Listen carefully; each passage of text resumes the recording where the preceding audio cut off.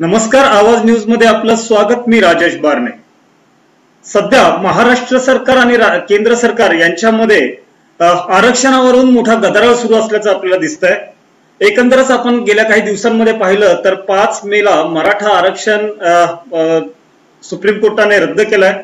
त्यानंतर 7 मे रोजी म्हणजे मराठा आरक्षणाची वर कुठेतरी दुर्लक्ष करावं म्हणून की काय 7 मे रोजी मागासवर्गीय पदोन्नती आरक्षण जे आहे ते महाविकास आघाडी सरकारने रद्द केलेलं आहे. तर आता 2 दिवसापूर्वी ओबीसीचं सामाजिक स्थानिक स्वराज्य संस्थांमध्ये जे आरक्षण आहे ते सुद्धा रद्द करण्यात आलेलं आहे. एकंदरच हा सगळा आरक्षणाचा तिढा आपण बघितला आता. म्हणजे याच्यापूर्वी मराठा समाजाने मराठ्यांना आरक्षण मिळावं यासाठी 52 मोर्चे काढले होते. या मोर्चांचं नेमकं पुढे काय झालं, या मोर्चांमधून काय निष्पन्न झालं, मराठा आरक्षण देण्यासाठी नेमकी अडचण काय आहे, मराठा आरक्षण नेमकं अडकलंय कशामध्ये, या सगळ्या विषयांवरती चर्चा करण्यासाठी आज आपल्या बरोबर आहेत माजी न्यायमूर्ती busy Kolse Patil sir. Sir, आपलं आवाज न्यूज मध्ये स्वागत. सर, मला तुम्हाला पहिला प्रश्न असा विचारायचा आहे की म्हणजे एकंदरच आपण बघितलं तर मराठा समाजाला आरक्षण मिळावं यासाठी मराठा समाज हा मागासलेला आहे. या संदर्भात गायकवाड आयोग जो तयार केला होता, अहवाल तयार केला होता गायकवाड आयोगाने, हा अहवाल जो आहे तो न्यायालयात का टिकू शकला नाही? त्याच्या अशा काय त्रुटी होत्या नेमक्या? त्याच्या प्रश्नाला उत्तर देण्यापूर्वी आपण 5 पिढी समजून घेतली. हा देश 100% मनुवाद्यांच्या ताब्यात. आमच्या सगळ्या जाती धर्मातील तरुणांना मी आवाहन करतो की थोडा इतिहास वाचा रे. तो इतिहास असं सांगतो की ज्यांनी तुम्हाला हजारो वर्ष कुचल के मारा, हिंदीत जरा तो बडा शब्द आहे, आणि तुम्हाला म्हणजे ब्राह्मण भगिनी सहित तुम्हाला सर्वांना शिकायला कायद्याने बंदी केली. याला धक्का दिला छत्रपती शिवाजी महाराजांनी आणि नंतर फुले शाहू आंबेडकर आणि तिकडे पेरियार. आणि त्यानंतर आम्ही शिकायला लागलो. थोडंफार शिक्षण सुरू झालं तेव्हा त्यांनी आम्हाला का शिकवलं हेच आम्हाला कोणी शिकवलं नाही आणि आम्ही शिकलो. त्यांचं म्हणणं असं होतं, फुले शाहू आंबेडकरांचं, छत्रपती महाराज संभाजी महाराज, सयाजीराव महाराज, सयाजीरावांनी जगात पहिल्यांदा मोफत शाळा सुरू केल्या होत्या. तर तुम्ही शिकून ज्या व्यवस्थेने तुम्हाला शिकू दिलं नाही त्या व्यवस्थेविरुद्ध वैचारिक विरोधाची तुम्ही लढाई लढावी यासाठी तुम्हाला शिकवलं. तुम्ही त्याचा विचारच करत नाही. तुमचा दोष नाही, कारण तुम्हाला त्या तुमच्या शिक्षणात त्याचा अंतर्भाव नाही. बरोबर. गोष्ट ते कोणी आपल्याला आरक्षण देतात ही काही कोणी मेहरबानी करत, कोणाची मेहरबानी नाही.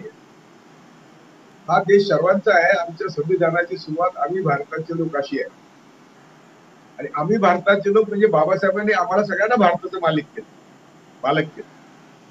परंतु ही जी नतरस्थ मंडळी मनुवादी यांचं तुम्ही टिळक वाचा, सावरकर वाचा, गोलवलकर वाचा, ते असं म्हणतात की या देशाचे मालक आम्ही आहोत आणि तुम्ही फक्त 2 वेळच्या जेवणाचे अधिकारी आहात. म्हणजे आर्यभट ब्राह्मण सोडून तुम्ही सगळे म्हणजे आताची संगी आणि त्यांचे पूर्वीचे वंशज, त्यांचं म्हणणं आहे की आम्ही या देशाचे मालक आहोत, तुम्ही 2 वेळच्या जेवणाचे फक्त अधिकारी आहात. आता हा इतिहास समजून घेतल्यानंतर हे जे आरक्षणाचं गाजर, तिथं असं म्हणेल की आतापर्यंत ज्यांना कोणाला आरक्षण मिळालं ते सुद्धा कुठं काही टॉपला गेले नाही, टॉपच्या पोझिशन त्यांना मिळाले नाही. त्यामुळे ही व्यवस्थाच आरक्षण विरोधी आहे. मराठ्यांना आरक्षण देण्याचं फडणवीस नावाच्या एक संघी मुख्यमंत्र्याने एक नाटक केलं. मोर्चे सुद्धा संघाचे प्रेरित मोर्चे होते. माझ्याकडे पुरावे आहेत की संघाने प्रेरित केलेले मोर्चे होते, आणि त्यावेळी मोर्चे काढणाऱ्यांच्या पुढाऱ्यांच्या ट्रस्टमध्ये कोटी रुपये जमा झालेले. पण हे मोर्चे निघाले, ठीक आहे, त्यावेळेस आम्ही म्हणत होतो की चांगले डिसिप्लिन मोर्चे निघतात, त्यामुळे मराठा समाज रस्त्यावर आलाय आणि त्याला त्याच्या हक्काची जाणीव आहे. पण ते खरं तसं नव्हतं. ऑगस्ट 2018 मध्ये पार्लमेंटमध्ये घटनेत अमेंडमेंट केली, न भूतो न भविष्यती अमेंडमेंट आहे, आणि ती अशी आहे, घटनेच्या स्पिरिट विरुद्ध आहे. घटना अमेंडमेंट 103, तिने 10% आरक्षण दिलं आणि ते सरळ सरळ अभिजन वर्गाला दिलं. ज्यांच्याकडे आजही 100% पद आहेत त्यांना आणखी 10% आरक्षण. आणि पूर्वी सुप्रीम कोर्टाने, सुप्रीम कोर्ट सुरू झाल्यावर म्हणजे आपले संविधान अंमलबजावणी सुरू झाली 26 जानेवारी 1950. नीट नीट मी पण थोडा व्हिडिओ लांबेल, पण त्याला काही इलाज नाही. 1950 ला संविधान सुरू झालं, 26 जानेवारी 1950 ला. 51 जून पर्यंत सामाजिक आणि आर्थिक न्यायाचे सगळे कायदे इक्वालिटीच्या ग्राउंडवर सुप्रीम कोर्टाने, हायकोर्टाने रद्द ठरले किंवा रद्द ठरवण्याचे बेतात होते. त्यामुळे हा जो आज सामाजिक आणि आर्थिक न्यायाचा झगडा आहे, याच्यात सगळ्यात महत्वाचं भूमिका नेहरूंची, बाबासाहेबांची, की त्यांनी जून 1951 साली अमेंडमेंट केली घटनेत आणि सामाजिक आणि आर्थिक न्यायाचे जे कायदे आहेत ते कोर्टाच्या अखत्यारीतून काढले आणि शेड्यूल 9 मध्ये टाकले. ते शेड्यूल 9 2007-8 पर्यंत होतं. ते सुप्रीम कोर्टाने बेंच, फुल बेंच बसून ते रद्द पाडले. तोपर्यंत हे कायदे टिकले. म्हणून 91, 92, 93 साली तामिळनाडूने आणि बाकीच्या राज्यांनी 70% आरक्षण दिलं आणि ते कायदे शेड्यूल 9 मध्ये टाकले, म्हणून ते टिकले. आपले सुद्धा इथे जर मराठ्यांना मी आठवण करून देतो की संपूर्ण स्वातंत्र्यानंतर राज्य मराठ्यांच्या ताब्यात आहे. तिकडे तामिळनाडूच्या नेत्यांना समजलं, कर्नाटकच्या नेत्यांना समजलं, राजस्थानच्या नेत्यांना समजलं, त्यांनी आरक्षणाची मर्यादा वाढवली आणि 70% आरक्षण दिलं. ते कायदे शेड्यूल 9 मध्ये टाकले. आम्ही टाकू शकत होतो, आम्ही ते कायदे केले नाही. त्यामुळं आत्ता जे मराठ्यांना आरक्षण देण्याचा जर घाट घातलेला होता, तो अशोकराव देशमुख मुख्यमंत्री असताना किंवा अनेक वेळा आम्हाला कमिटीवर बोलवलं होतं. आम्ही सांगितलं त्या पद्धतीने न्यायमूर्ती सावंत यांनी इंदिरा साहनीचे जजमेंट दिले आणि त्या सगळ्या जजेस मध्ये इंदिरा साहनीचं जजमेंट सावंतांचं जागतिक कीर्तीचं जजमेंट. आणि सावंत आरक्षणावर जागतिक कीर्तीचे विद्वान होते. ते सांगत होते, बिचारे गेले सांगून की तुम्हाला या पद्धतीने आरक्षण मिळणार नाही. मराठ्यांना सांगितलं, फडणवीसने सांगितलं. उलट ज्या दिवशी फडणवीसांनी कायदा पास केला, त्याच्यात कायदा पास करण्यापूर्वी मी, शरद पवार, न्यायमूर्ती सावंत यांनी ऍडव्होकेट जनरलला फोन केला की 2018च्या ऑगस्ट मध्ये म्हणजे केंद्र सरकारने राज्याचे मागासवर्गीय एखादा वर्ग ठरवण्याचे अधिकार काढून घेतलेले. बरोबर. त्याला पुढे ते घटना आर्टिकल 338, 342 ला वगैरे अमेंडमेंट केलं त्यांनी. आणि काय केलं की जर तुम्हाला एखादा वर्ग मागासवर्गीय ठरवायचा असेल तर त्याची परवानगी केंद्राची गरज आहे. आणि केंद्रामध्ये जो मागासवर्गीय आयोग आहे त्याला घटनात्मक दर्जा दिला.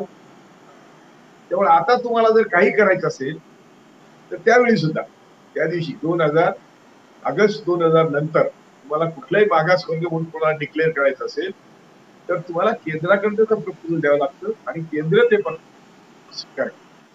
त्यांनी तसं केलं नाही. म्हणून पहिली जी फसवणूक झाली मराठ्यांची ती झालेली आहे. आता असं म्हणता येईल का की मुख्यमंत्र्याला त्या घटना माहिती नव्हती अमेंडमेंट? ऍडव्होकेट जनरल एवढी मोठी त्यांची लिगल आणि त्यांचंच सरकार, इथे त्यांचंच सरकार, दिल्लीत त्यांचंच सरकार.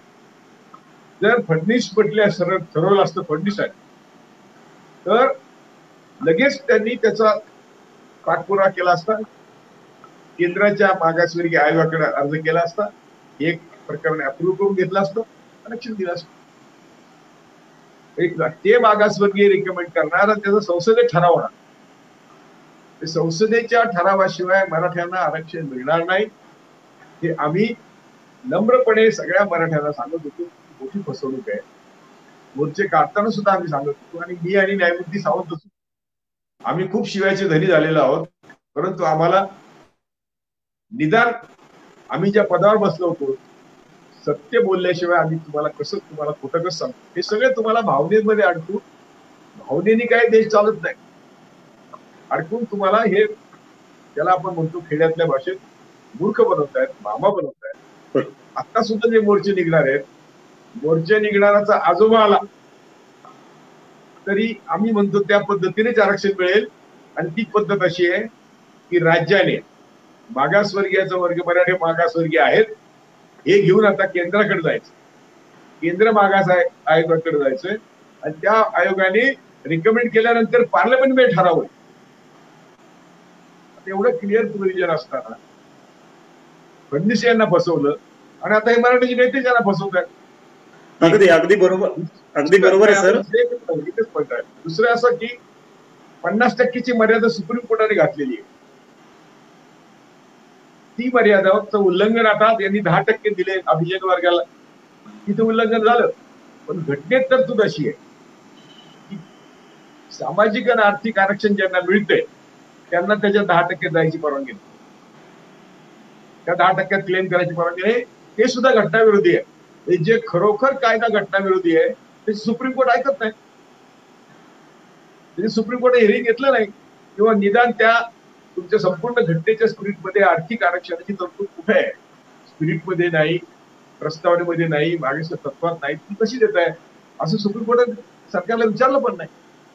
म्हणून ज्याचं जे आरक्षण रद्द व्हायला पाहिजे होतं ते तसंच ठेवलंय, त्याला स्टे पण दिला नाही आणि इकडे मराठ्यांचं आरक्षण रद्द मोकळं झालं. तर ती 50%ची मर्यादा जी आहे ती इंदिरा साहनी केसमध्ये न्यायमूर्ती सावंतांनी ती ढिली केली, काढली नाही, काढता येत नव्हत्या.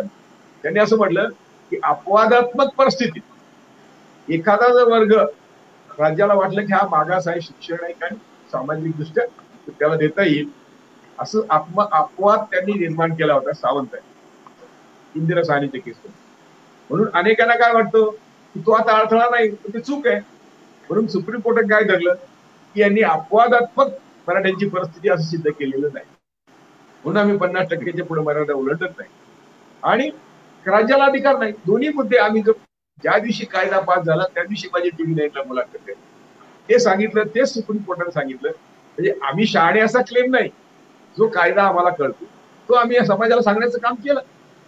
त्यामुळं हे जे सगळे नेते मराठ्यांच्या पोरांना भावनेच्या याच्यावर नाचवत आहेत आणि भावनेच्या नावाने त्यांचे मोर्चे काढतायत, ही शुद्ध फसवणूक आहे. आणि कोणाविरुद्ध मोर्चे काढतात? राज्य सरकारविरुद्ध, ज्यांच्याकडे अधिकारच नाही. राज्य सरकार काही करू शकत नाही. एक आता सर हे मोर्चे जे आहेत, एकच मिनिट आता यांना जर मिळवायचं असेल आरक्षण, यांनी सगळ्यात 48 खासदारांना त्यांची शिसू बंद केली पाहिजे, घराला घेराव करून, जेल बरोबर करून, आणि सांगितलं पाहिजे की मोदीला सांगा की मराठ्यांना आरक्षणाचा कायदा लोकसभेत पास करा. कुठल्या आयोगाची गरज नाही, कशाची गरज नाही, संसदेने पास केला की आरक्षण मिळालं.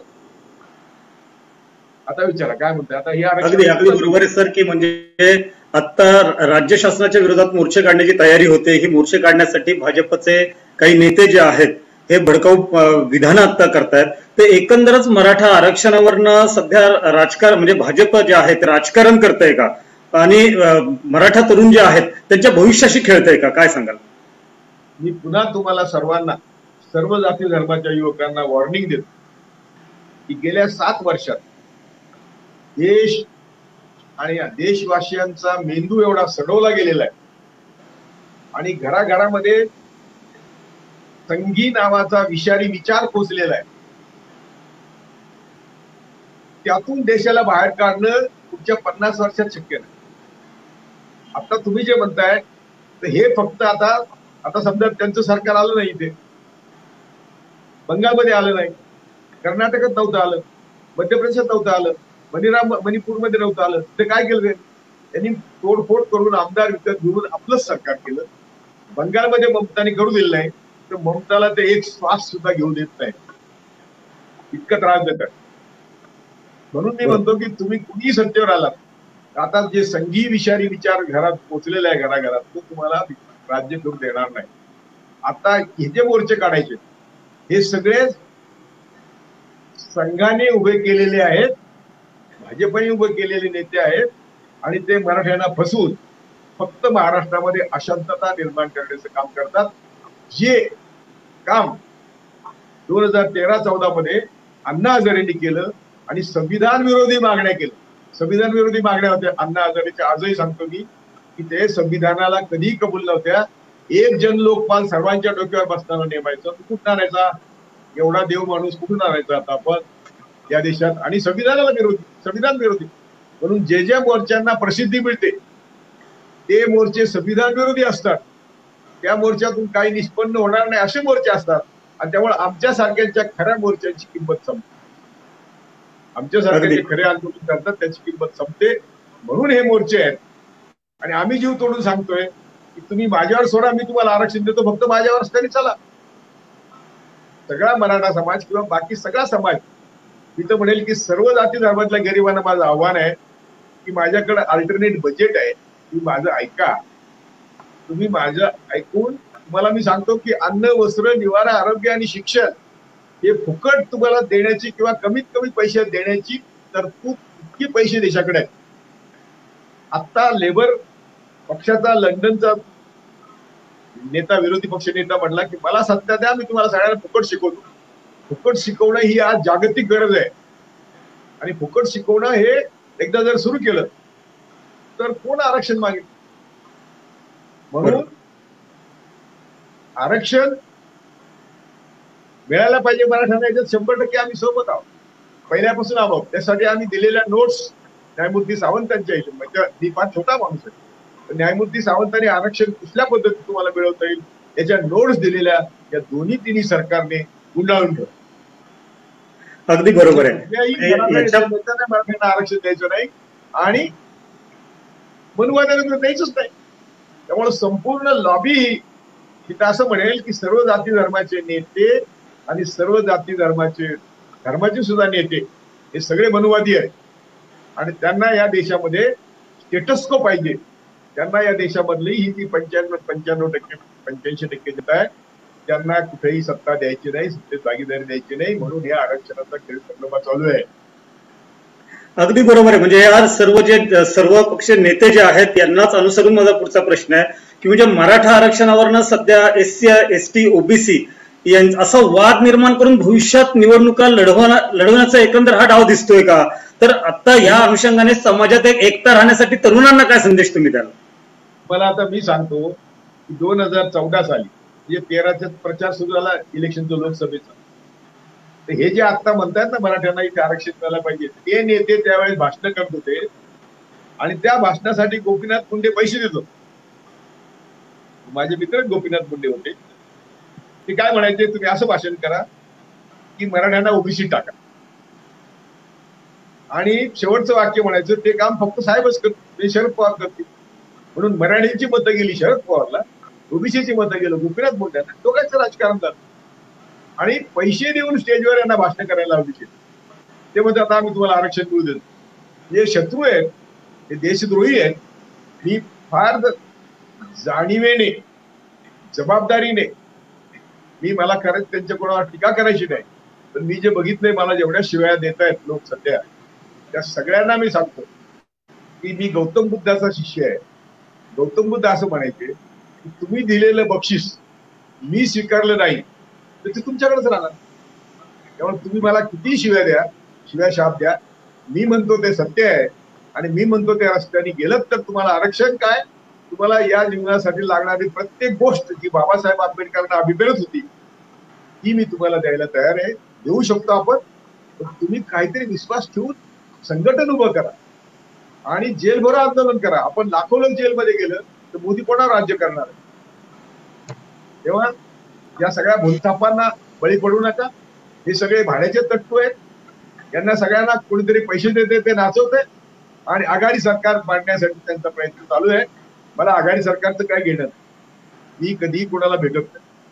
त्यामुळे आघाडी सरकार पडलं परंतु जहरीली विचार संघाचे नको म्हणून मी आघाडी सरकारला समर्थन करतो. अगदी आत्ता म्हणजे जर का आपण बघितलं तर एकंदरच हे मराठा आरक्षण रद्द केल्याने जो काही मराठा तरुणांमध्ये मराठा समाजामध्ये असंतोष निर्माण झाला हा कुठेतरी शमवण्यासाठी त्यांना खुश करण्यासाठी मागासवर्गीय पदोन्नती आरक्षण रद्द केलं असं समाजात बोललं जात आहे. तर याविषयी तुमचं मत काय? त्याच्यावर पण मी अगदी सोनिया गांधींना सगळ्यांना आपण ज्याला पूर्वी तारा करणे म्हणतो तसं ईमेल केलेले आहेत, मेसेज दिलेले आहेत की ही फार तुमच्या अंगाशी खेळी येणार आहे, तुम्ही हे करू नका, अशा आरक्षणामध्ये बाधा आणू नका असं मी त्यांना म्हटलं. मराठ्यांचं आरक्षण त्यामुळे मराठ्यांना काही मिळतच नाही आणि ज्यांना मिळतं त्यांचं काढून घेण्यात तुमचं काय राजकारण. आता तो तुझा व्हिडिओ खूप लागेल लोकांना, जेवढं तुला पोचवायचं आहे निरोप तेवढं दे. आता दुसऱ्या आपण मला कधी आरक्षणावर बोलू वेगळं. अगदी अगदी अगदी म्हणजे आहोत. तर खरं तर आपण बघितलं तर संविधानिक तरतुदीनुसार आरक्षण देणं हे सरकारचं उत्तरदायित्व आहे. पण या उत्तरदायित्वाचं कुठेतरी आरक्षण मिळालं पाहिजे. 85% लोकांना आरक्षण. जेव्हा भारताच्या राज्यघटनेची सुरुवात, आम्ही भारताचे पालक, आम्ही भारताचे लोक कसा भारत घडवू इच्छितो त्यात सामाजिक आर्थिक राजकीय न्याय देण्याची आम्ही हमी दिली. 85% लोकांना आरक्षण मिळालं पाहिजे तेव्हा ती प्रस्तावनेची ओळ खरी होते. अगदी बरोबर आहे. पण म्हणजे हे उत्तरदायित्व प्रामाणिकपणे पार न पडता याचा कुठेतरी राजकीय फायदा घेतला जातोय का? आणि त्यामुळेच कुठेतरी मागासवर्गीय ज्यांना आरक्षण मिळालं पाहिजे ते या आरक्षणापासून वंचित राहत आहेत का?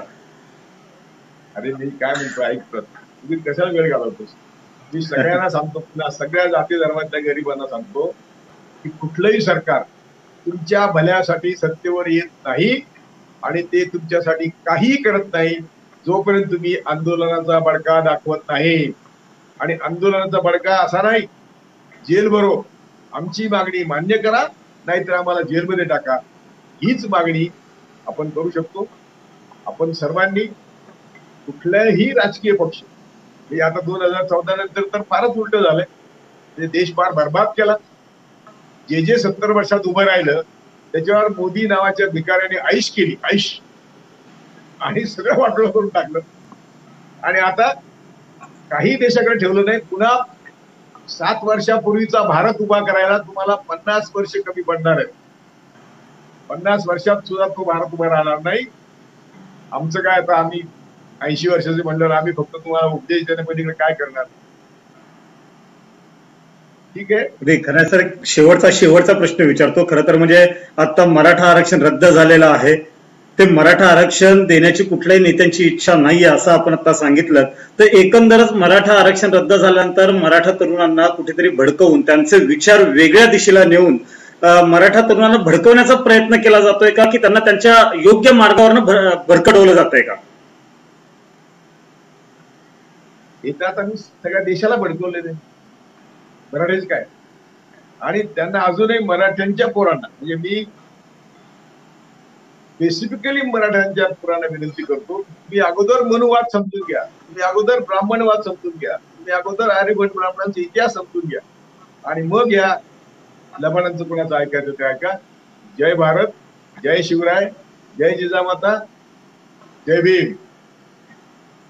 धन्यवाद सर. आज आवाज न्यूजशी तुम्ही कनेक्ट झालात आणि मनमोकळेपणाने या आरक्षणाच्या संदर्भात आपण चर्चा केलीत, आपली मतं व्यक्त केली, त्याबद्दल आवाज न्यूज कडनं पुन्हा एकदा आपले धन्यवाद.